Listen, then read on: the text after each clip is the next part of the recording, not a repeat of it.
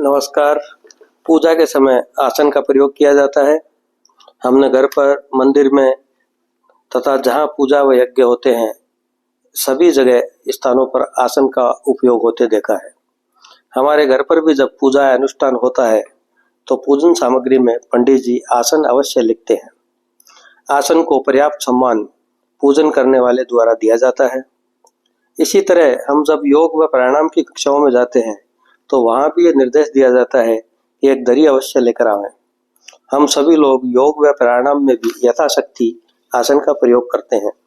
आज हम जानने का प्रयास करेंगे कि पूजा, जप, तप, योग, प्राणायाम आदि में आसन का महत्व क्या है। हम जब भी पूजा, जप, तप, अनुष्ठान, यज्ञ कर्म अथवा योग व प्राणायाम में प्रवृत्त होते हैं तो एक ऊर्जा का प्रवाह हमारे शरीर में आरंभ हो जाता है और जब तक हम इन कार्यों में संलग्न रहते हैं तब तक इस ऊर्जा का प्रवाह अनवरत रहता है।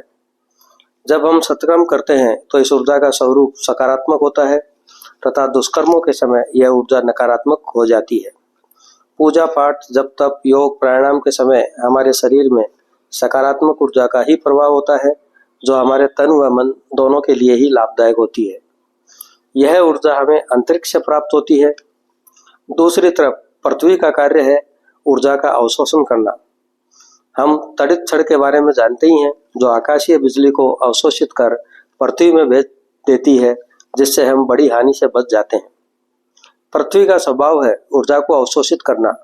अब वो यह नहीं देखती है कि ऊर्जा सकारात्मक है या नकारात्मक।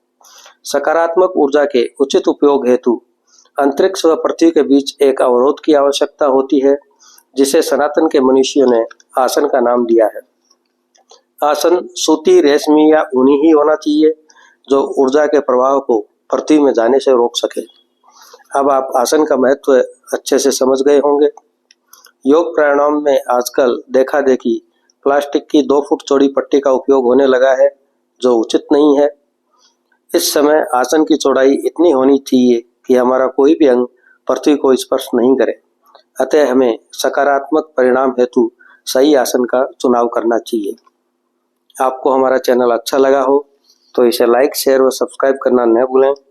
अगली बार फिर किसी नए विषय के साथ, तब तक के लिए नमस्कार।